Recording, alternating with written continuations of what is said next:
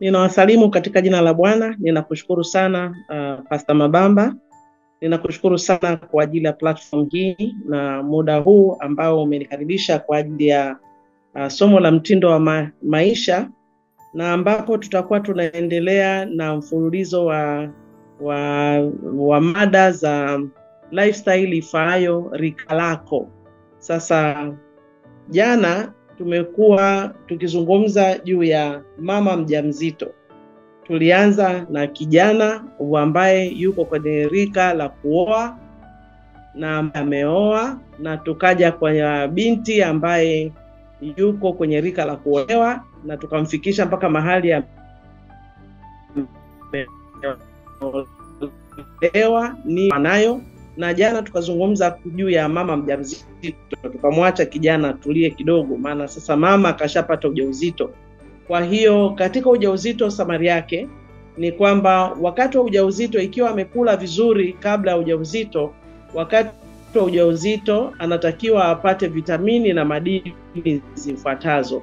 Anatakiwa apate vitamin B, ziko range kubwa, B1, B2, B3.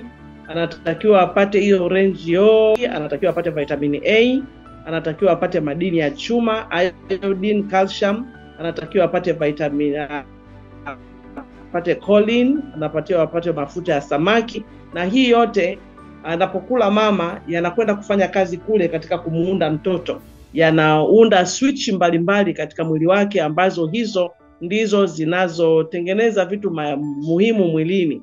Anaunda vitu fulani katika ubongo wake ambao ndivyo vinavyoendesha mwili mzima. Anaunda viungo mbalimbali ambavyo ndivyo vitakavyofanya kazi mbalimbali za kiubinadamu. Kwa hiyo huyu mtu mwanadamu, kando ya mbegu ya baba na yai la mama na uungu mtakatifu ambao umefanya uumbaji, mshikamano wa hivi vitu viwili, vingine vyote ni chakula. Kwa hiyo ni lazima mzito azingatie ni kitu gani anachokula. Sasa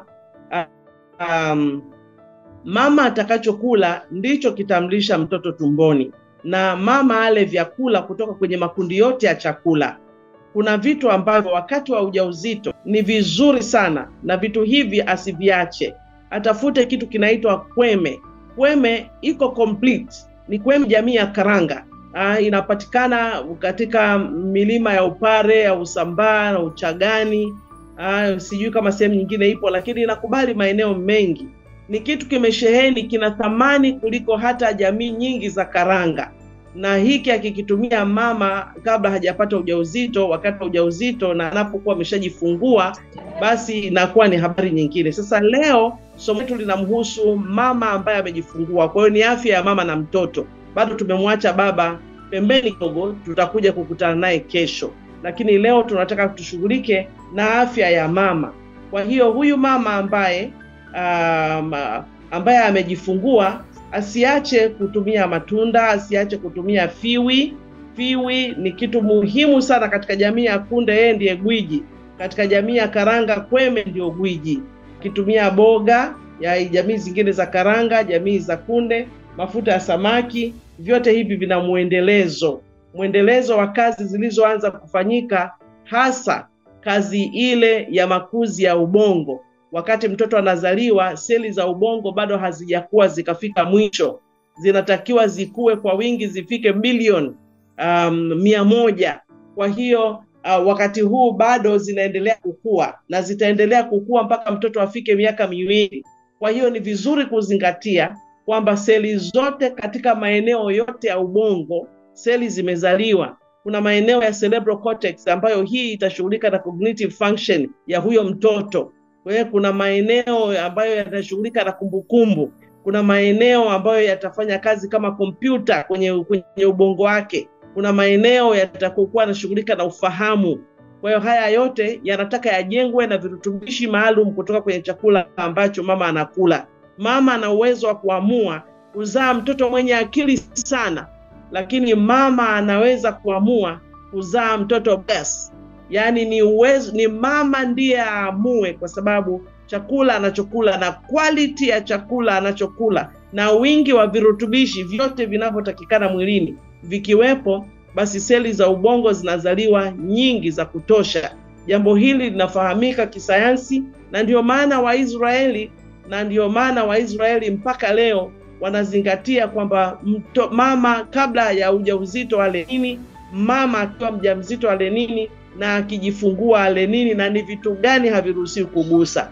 Na ndio maana ukifuatilia vizuri utaona maelekezo ambayo Mungu ametoa, hata wakati ambapo anatoa maelekezo kwamba mtoto atazaliwa kwenu, mtoto huyu akizaliwa usiguse vilevi, mtoto huyu akizaliwa usiguse mizoga, mtoto huyu akizaliwa usile hiki. Kwa hiyo hayo masharti hayo yako kwa wamama wajawazito, yako kwa wamama. Kwa mfano, sio sawa mama amejifungua aende akapate vilevi vya namna yoyote. Soda hapana, energy drinks hapana, kahawa na chai, chocolate hapana. Na kitunguu saumu kina tabia ya kwenda kwenye maziwa, kwa hiyo inawezekana ikamfanya mtoto vibaya, alafu ikamsababisha mtoto akakataa maziwa. Na wakati mwingine angalie kwamba hata kama kila samaki, huyo samaki anatoka wapi, asije akawa na mercury. Na viungo wakati mwingine vinaleta harufu kwenye maziwa. Mama ni vizuri aende kliniki kuanzia alipojua kwamba ni mjamzito, akaanza kliniki. Basi hata wakati huu ataendelea kliniki na afuate ushauri wote atakaopewa kliniki. Atahudhuria kliniki, lakini pia atatumia virutubishi vyote vitakavyoelekezwa. Na ni vizuri wakati huo aambatane na baba wa mtoto. Wakati mwingine kuna maelekezo yanayotolewa dispensary, yanayotolewa kule kliniki, na maelekezo yale yanapotolewa ni vizuri azingatie kwamba maelekezo mengine, kwa sababu mama anaweza yaeleze vizuri kwa baba, ni vizuri baba aambatane naye wakati anapokwenda kliniki, kwa sababu mtoto ni wa kwao wote. Okay? Mtoto anapozaliwa ni vizuri avute nyonyo ya mama hata kama maziwa hayatoki. Wakati huu chuchu inakuwa inauma, na wakati mwingine huu chuchu haijika, kwa hiyo bado ina maumivu makali. Mweke tu mtoto anyonye pindi tu anapozaliwa. Maziwa ya kwanza yanakinga, yanakuwa ni mazito na yanakuwa na rangi fulani. Kwa hiyo kumekuwa na tabu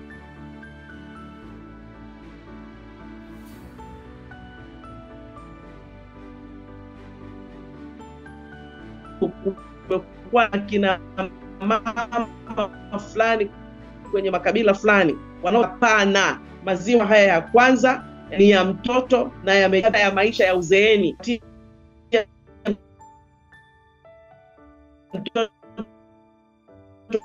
Maziwa yote yale maziwa ya kwanza, na wakati huu ubongo utahitaji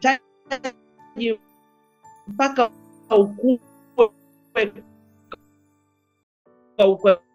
ukamilifu wake mtoto anapofika miaka 2.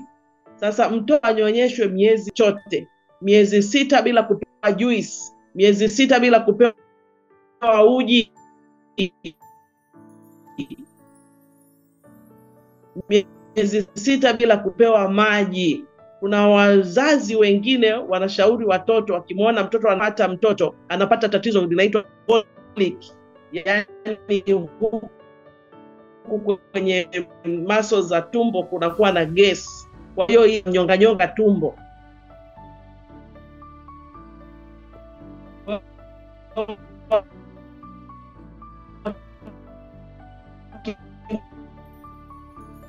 Mwana mtoto ananyonya kidogo, anaacha ananyonya kidogo, anaacha. Basi wazazi wengine, mama anaponyonyesha, mama anatakiwa ale vizuri. Wakati amejifungua ale vyakula vya moto, ale vyakula vyote kutoka kwenye makundi yote ya vyakula, lakini ale vitu vya moto. Na akiwa anakunywa supu, hizi supu aziweke mboga, kwa sababu mama wakati mwingi akishajifungua anapata constipation na ile inamuumiza sana. Kwa hiyo anywe maji mengi, lakini anywe vitu vya moto, Anaweza akatengeneza uji wa lishe akatia pilipili manga, ile inasaidia kutoa maziwa. Anaweza akaweka mbegu za maboga kwenye uji ule anaokunywa, na ili aweze kupata maziwa mengi mazito. Anaweza akaweka sukuma wiki, broccoli na spinach kwenye supu zake anazokunywa. Ziwe ni supu kama za mboga kama ni vegetarian, lakini ni supu za samaki, supu za kuku wa kienyeji. Ile inamsaidia kuchoma tumbo na kutoa chango ambazo zinaweza zikampata na kumsumbua baadaye. Na ili asisumbuliwe na kupata choo, ndo tumesema anywe maji mengi, anywe maji ya moto, lakini supu za moto, na aweke mboga nyingi ndani ya supu zake. Ale pia matunda kama papai, parachichi. Asiache kutumia jamii za karanga. Kumbuka jamii za karanga zina omega 3 na omega 6 ambazo ni muhimu sana katika makuzi bongo wa mtoto. Ni nzuri pia katika kutengeneza cell membrane. Cell membrane ni ukuta wa kila seli inayotengenezwa, na hii inasababisha unapokula vitu husika, inasaidia virutubishi viingie ndani ya seli za mtoto vikafanye kazi na uchafu utoke nje na kumsababisha mtoto aweze kukua vizuri. Mama aweze kula protini ya kutosha, na mama ale nafaka zisizokobolewa. Lakini baada ya miezi 6 mtoto aanzishiwe vyakula vingine kimoja baada ya kingine. Mua kwamba ninaanza na matunda, kwa tunda moja ili mwili wa mtoto upewe nafasi ya kutengeneza vimeng'enyo. Hivi ni enzyme. Kumbuka miezi 6 ananyonya tu maziwa ya mama. Kwa hiyo sasa unapoanza kumpa tunda kama ni chungwa, upatie chungwa, alafu iwe ni chungwa tu, mtuzie kwa siku 2, alafu iwe ni chungwa tu, alafu baada ya hapo ndipo utaingia kwenye tunda lingine. Matunda na vyakula vingine viongezwe kwa kadri anavyozoea. Baada ya siku 3 akishazoea chungwa aina moja, basi unakwenda kwenye kitu kingine. Unapomtengenezea mtoto uji, mtengenezee uji wa mahindi. Iwe ni mahindi peke yake, usiweke vitu vingine. Unajua mara nyingi tunaweka sukari, lakini mtoto hajui sukari. Yaani mtoto anachojua ni kile unachomfundisha wewe. Kwa hiyo usimwekee masukari mtoto. Kwa hiyo ni vizuri kumwekea vyakula visivyokobolewa, lakini anza na uji. Ule mwezi wa 7 wote nenda na uji peke yake. Mama aendelee kumnyonyesha mtoto hadi afike miaka 2, miaka 2 na nusu. Ni vizuri kwamba huku anamnyonyesha. Kwa mfano, unaweza ukaamka ile asubuhi, na baada ya kuamka asubuhi ile saa 2 ukamkamulia ka juice kaembe, kachungwa. Kwa hiyo akala ka juice kachungwa. Kwa hiyo hicho akikaa, baada ya nusu saa kidogo ukaendelea kumpa maziwa yako akunyonye. Alafu baada ya masaa 3 ukarogea kauji. Alafu akishakunywa kauji ameshiba, baada ya masaa 3 ukarudi kwa mnyonyesha. Yaani hivyo inasaidia kwamba mtoto anaingizwa kwenye vyakula hivyo taratibu, na wala sio kwa pupa. Chukua hatua kwa wakati. Fuatilia kwa ukaribu sana maelekezo ya kliniki, lakini fuatilia kwa ukaribu sana afya ya mtoto. Mpenzi, uwepo wewe na mtoto wako. Mtoto ni hazina, ni kitu kitamu cha ajabu ambacho Mungu mwenyewe angeamua kukiotesha kama uyoga peke yake, lakini mtoto wa mwanadamu ametaka akae na mwanadamu, na akae muda mrefu bila kutembea, akae muda mrefu bila kutambaa, akae muda mrefu bila kujongea, akutegemee. Yaani unajua mtoto wa mnyama, mtoto wa kifaranga hiki cha kuku kinazaliwa dakika hiyo na tayari kinatembea. Cha swala, cha ng'ombe, cha tembo dakika vinatembea. Lakini huyu wa mwanadamu, Mungu alitaka tukae karibu na watoto kwa namna ya pekee. Watoto are very precious. Mama, hakikisha unapopata mtoto, priority yako iwe ni mtoto. Fuatilia afya ya mtoto wako wewe mwenyewe. Tena mama yako au mama mkwe au shangazi, mtu mzima anayejua kuliko wewe, akae pale na wewe. Unajua tumekuwa na tendency ya kubadilisha mambo ya zamani. Watu wa zamani walikuwa na hekima, mimi nawaita hawa ndio maprofesa. Unamkuta mama binti akishapata ujauzito, wanapangana zamu huko, kwamba kuwe kuna mama mdogo anakuja kukaa na wewe kuangalia unavyokula. Baadaye unamkuta mama mkubwa anakuja. Baadaye unamkuta shangazi anakuja. Baadaye unamkuta bibi anakuja. Wanakusimamia, na wakikusimamia wanafanya vile kwa sababu wanajua wakilemaa kutakuwa kuna ulemavu katika familia, kutakuwa kuna vioja katika familia. Kwa utakuta hata kukupiga watakupiga mabao, kula. Sasa wakati huu wa kunyonyesha ndipo wanatakiwa wasibanduke, wanatakiwa kukusaidia kufuatilia afya ya mtoto. Angalia urefu wa mtoto. Je, mtoto akilala akiamka unamuona amerefuka? Je, angalia jinsi anavyozidi kwenda na miezi ile, unamuona mtoto wako anakuwa? Fuatilia uzito. Ukimshika mtoto wako uzito mkononi hivi baada ya kunyonya, unamuona kama mtoto wako ni mzito? Kwa siku zinavyozidi kwenda, unamuona kama kitoto kinakuwa kinajaa mkononi kwako? Fuatilia uchangamfu wa mtoto. Mtoto ana malalamiko yoyote? Je, ukimwangalia mtoto wako ana raha? Maana mtoto asipokuwa na raha utagundua, na hiyo ni dalili, hiyo ni ujumbe mkubwa sana. Kwa hiyo angalia uwiano wa mwili wa mtoto na kichwa. Je, vile ambavyo unakaa na mtoto unamshika, unamwona kichwa chake kiko sawa, au unaona kama kuna mfumuko, kichwa kinakaa kukiko mwili? Usipuuze kitu chochote, usipuuze joto. Mtoto akiwa na joto kidogo, kimbia hospitali, hata kama unajua mambo mengi. Yaani inapokuja kwenye mtoto yuko very delicate, hakikisha kwamba wewe mwenyewe unashughulika na mtoto. Mtoto ana joto, mkimbize hospitali. Mtoto anashindwa kula, mkimbize hospitali. Mtoto analialia, mkimbize hospitali. Mtoto anashindwa kulala, mkimbize hospitali. Yote hivi ni maujumbe muhimu yenye taarifa muhimu ambayo wewe unawezekana usiyajue, na mtu aliyeko na wewe anawezekana asijue. Mkimbizeni mtoto, wataalamu wawasaidie, mfike hospitali. Na jamii yote ihusike kumsaidia mama mjamzito na mtoto anapozaliwa, ili kupunguza majukumu na stress zinazoweza kuchangia asile na kunyonyesha vizuri. Kumbuka kwamba mama anayenyonyesha akiwa na stress inaenda huko kwenye maziwa. Mama mjamzito akiwa na stress, mtoto anapata zile vurugu zote, maana zile zote ni hormone. Kwa hiyo inakuwa ni vizuri jamii yote iangalie kwamba huyu sasa, kama utamdekeza awe yai kipindi hiki cha ujauzito au kipindi cha kunyonyesha, na mfanya hivyo ili mradi tu ujali makuzi ya huyu mtoto, na makuzi yake yahusishe jamii yote. Future ya kila mtoto anayezaliwa iwekwe chini. Yaani kwa mfano, unajua kila mtoto anayezaliwa, huyo ndiye mwenyekiti wa hicho kijiji, huyo ndiye injinia, huyo ndiye daktari, huyo huenda ndiye rais wa kesho. Yaani muangalieni kwa mbali miaka 20-30 baadaye, ili mumlee hivyo, mkimtunza na kumlea sana. Ngoja nikwambie, umeshawahi kuona kuku? Yaani kuku analea mtoto wake, anamlinda mpaka anakuwa kuwa anapanua mabawa namna hii, yanayomuongezea size yenye kuleta utisho kwa kunguru.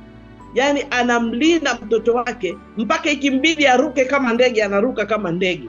Anakuwa ni mkali hata kwa huyo anayemlisha, kwa sababu ya kumtunza mtoto wake. Jamii yote inakuwa wakali sana. Muangalie simba, muangalie mbwa.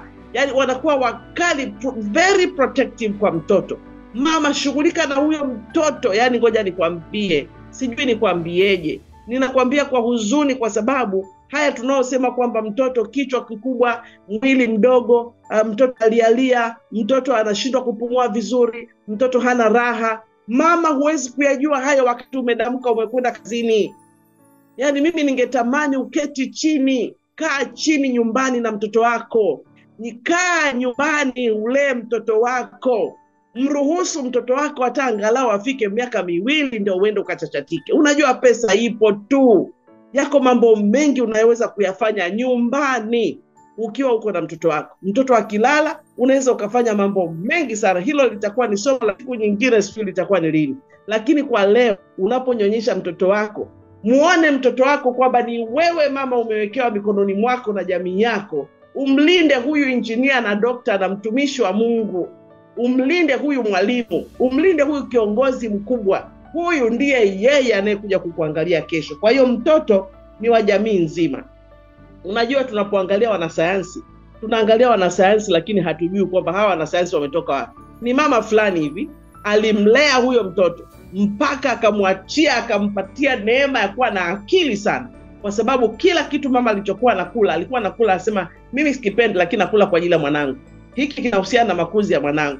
Na ndio maana Mungu alipotupatia, tazama ninawapa kila mche utoao mbegu na kila mche utoao tunda yenye mbegu, na mtakula mboga za kondeni. Yaani mpaka hapo hivyo vitu viko complete. ukila varieties, ukila hizo unapata vitamini za kutosha. Hawa madaktari na matabibu ni watoto waliolelewa na mama fulani wakawa hivyo. Engineers na wanasiasa, wafanya biashara wakubwa na wakulima, viongozi wa dini na walimu, wanasheria na mapilot, hawa wote ni mama fulani aling'ang'ana na yote, akahakikisha anamlinda mtoto, akahakikisha anamtunza. Kumekuwa na wimbi sasa hivi, mkienda kwenye hospitali ya watoto, mawodi ya watoto, ndio labda mtanielewa, watoto wengi wanazua wako na matobo kwenye moyo. Ile ni kwa sababu tulishe ilikuwa somehow duni kwa yule mama, either kabla ya ujauzito au wakati wa ujauzito, hata wakati sio anafanywa nini. Yani unamkuta tayari mtu ana ulemavu, na ulemavu wa kusikia, ulemavu wa kuongea, ulemavu wa mifupa. Unamkuta tayari lishe ya mama ilikwenda mrama. Wakati mwingine mtoto anazaliwa vizuri kabisa, lakini hapo katikati mama anaondoka, anaacha mtoto, kwa yule mtoto anadumaa. Yani unajua maana kudumaa? Anakuwa na ngozi kabisa nzito kama ya mtu mzima, anasizi kabisa kukua. Kitoto kidogo hakikui. Unakipeleka kliniki, unamkuta amebakia na kilo 4. Ukirudi kliniki ana 4.1, hiyo ni baada ya mwezi. Unarudi tena kliniki mwezi mwingine, unamkuta ana 4.2, hiyo ni hali ya hatari. Mtoto wako hakui. Hakikisha unafuatilia mwenyewe, na wala hudelegate kazi ya kulea mtoto wako kwa mtu mwingine. Yule ni wa kwako, wewe ndio utakayeulizwa. Mama, ni afadhali usipate mtoto. Ni afadhali usipate mtoto kuliko kuleta mtoto duniani ukaenda kutupa huko na bibi, ukaenda ukamtupa huko na shangazi, ukaenda ukamtupa huko na mtu wa kazi, alafu ukaondoka ukaenda kazini. Mtoto akadumaa mikononi mwako, mtoto akapata ulemavu, mtoto akashindwa kuzungumza, mtoto akashindwa kukua na akili, mtoto eti kwa sababu wewe ulikuwa uko busy na shughuli. Hapana, hapana. Ni vema ukabanana na mtoto wako. Future ya kila mtoto na itangazwe kwenye fahamu za kila mwanafamilia, ili kila mtu ajisikie kuwiwa, kushughulika na wakusaidie. Na nikwambie kitu kingine, unajua Mungu anakwenda kutuuliza kuhusu watoto ambao ametupatia. Wako watu wengi wanalilia watoto ambao kama ungempatia mtoto angebakia hapo tu ashughulike na mtoto. Wewe mama mjamzito, unaondoka unamfungia mtoto ndani usiku na kwenda misele. Mama, wewe umeshajifungua tayari, uko na mtoto ndani, unaondoka unafungia mtoto, unaondoka si unaenda wapi? Unasafirije huna mtoto? Unaachaje mtoto wako miezi 2 ndani, unaondoka unakwenda? Kale katoto kanavolia, kanakutaka, usizoee kilio chake. Nenda kampatie mtoto confidence, ajue kwamba bado dunia ni mahali pazuri. Mungu ametuachia kina mama wa banane na watoto. Baba na asaidie, lakini mama na banane na watoto. Mungu na atusaidie ili tuweze kujua ni kitu gani cha kufanya. Na mtoto anavozidi kukua, mpatie vyakula vile vyote tulivyopewa. Kiingize kimoja baada ya kingine. Tazama, ninawapa kila mche utoao mbegu. Mpatie mtoto wako vyakula vya tofauti tofauti vya mbegu zisizokobolewa. Mpatie mtoto wako vyakula mbegu za jamii za karanga. Lakini baada ya hapo mpatie matunda. Yaani ingiza moja baada ya jingine. Mpatie mboga za kondeni. Mpatie mtoto wako samaki, muingize kwenye vyakula hivi vingine vya jamii ya nyama. Muingize kwenye kuku wa kienyeji. Mpatie mtoto wako vyakula halisi. Kuku wa kisasa sio chakula halisi. Mayai ya kisasa sio chakula halisi kwa ajili ya mtoto wako. Vitoe hivyo, mpatie mtoto wako vyakula halisi. Umlee hivyo mpaka afike miaka 5. Umlee hivyo mpaka afike katika miaka 10. Mlee hivyo mpaka aende shule. Mlee hivyo mpaka awe kidume, mpaka kiwe kidume na chenyewe kiko tayari kuoa au yuko tayari sasa kuolewa. Kesho kwa neema ya Mungu tutakutana na marika ya kati. Tutakutana na nini tufanye katika marika ya kati. Wewe ni mume wa mtu, wewe ni mke wa mtu, na tutakutana na rika lako kesho. Tutakwenda na wewe mpaka tufike miaka 45. Kwa neema ya Mungu tutakuwa na wakati mzuri. Tutajifunza ni nini majukumu ya rika hili. Maana rika hili ni rika ambalo liko very delicate na linatumika, ni rika la kutumika. Kwa hiyo uchakavu wa kipindi hiki ndipo uchakavu unakuwa mkubwa, na asipochunga anakuwa na uzee mbaya. Kwa tutaangalia lifestyle gani inayofaa katika hili. Na kwa sasa Mungu na atubariki ili tuweze kujua yatupasayo kufanya katika watoto wetu ambao tupewa na Bwana. Kila mtoto ni hazina na kila mtoto ni kusudi. Yaani kila mtoto, kama ingebidi ungenielewa, usibebe mimba mpaka umkabidhi huyu mtoto mbele za Bwana. Mwambie Baba Mungu, ninajiachia mikononi mwako na kusihi makusudi yako yatendeke ndani mwangu. Mtoto huyu mtakayempata awe wako kwa kusudi lako, ili umlinde wewe, umtunze wewe, umlishe wewe, umsomeshe wewe, ufanye kila kitu wewe, ili Samueli akazaliwe tena ndani ya tumbo lako, ili Yoshua akazaliwe tena, ili Mtume Petro akazaliwe tena ndani mwako, ili mtu fulani mwenye kusudi la Mungu, isiwe ni kusudi lako, akazaliwe tena ndani mwako. Mtamkie mtoto wako baraka pale unapomlea. Mtamkie mtoto wako neema. Acha kuona mtoto wako ni ng'ombe. Acha kumuita vitu kisirani. Acha kumuita mtu vibalaa. Mpatie mtoto wako jina lenye baraka. Mpatie mtoto wako jina lenye neema. Mpatie mtoto wako jina lenye utumishi. Mpatie mtoto wako jina lenye unabii. Unapomuita mtoto wako sikujua, ina maana hata kuja kwake hapa hujui, shida, taabu. Mpatie mtoto wako jina lenye unabii. Ukimpatia mtoto wako jina lenye unabii, ukimpatia mtoto wako jina lenye ukuu, majina yale ni matamko ya baraka ambayo mtoto wako anakuwa hivyo. Ukimpatia vitu vidhaifu, anakuwa vidhaifu. Usiangalie tu kwenye dictionary ukaita mtoto wako jina.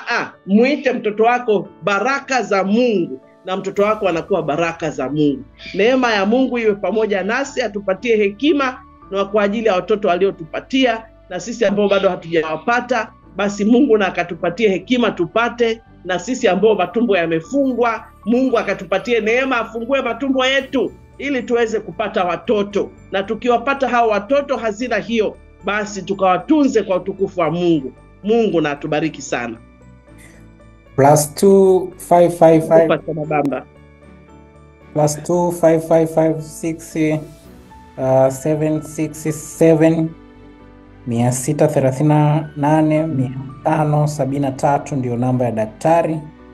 Make sure wakati adui yako anajaza namba za waganga, na wewe unawasiliana na daktari kwa ajili ya kupata ufafanuzi wa kina zaidi kwa kile ambacho nakihitaji. Haya tu ni mambo ambayo ameyasema ya muungano, lakini ninaamini huenda una mambo yako ambayo ni ya Zanzibar yanahitaji wewe mwenyewe binafsi. Tafuta daktari na uweze kuwasiliana naye. Mungu akubariki sana dokta. Mwenye masikio na asikie yale ambayo Roho wa Bwana ameongea na makanisa 108. Nikukaribisha dada Lina kwa ajili ya ombi la mwisho, na Mungu atubariki sote.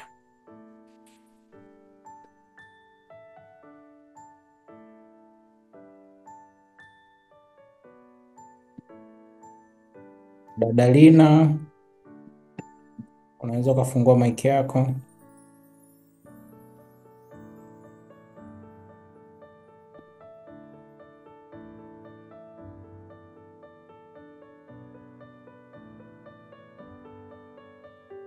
Basi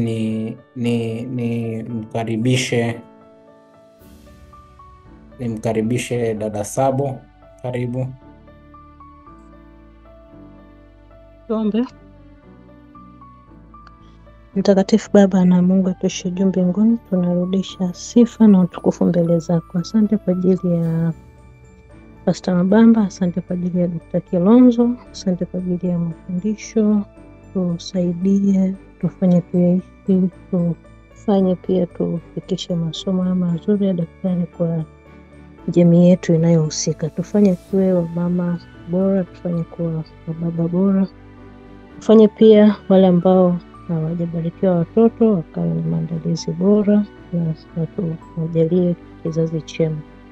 Bariki vizazi vyetu, bariki familia zetu, lakini hata watoto wetu waliopo ukawabariki, ukatuongoza kuwalea katika njia kupasayo, hasa upande wa lishe. Kwa pamoja nasi mchana wa leo, kwa kuna kila mmoja wetu, na kesho tena tukutanishe wote tukiwa salama. Tunazidi kuwaombea pia wale ambao katika juma hili wako kwenye maombi katika platform hii, kawabarikie, kawatendee yaliyo mapenzi yako. Kile ambacho mbingu imeandaa kwa ajili yao, kawatendee sasa na mapenzi yako. Tunaomba tukiamini kwa jina la Baba na la Mwana na Roho Mtakatifu. Amen.